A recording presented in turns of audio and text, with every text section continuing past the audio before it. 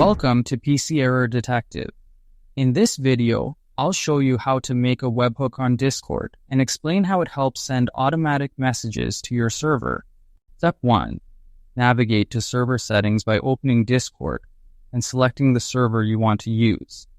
Click the server name in the top left corner, then choose Server Settings, which is where all server level controls are managed. Step 2.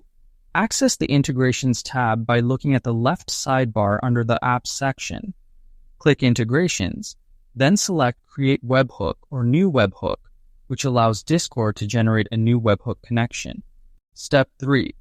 Customize and copy the webhook URL after the webhook is created with default settings.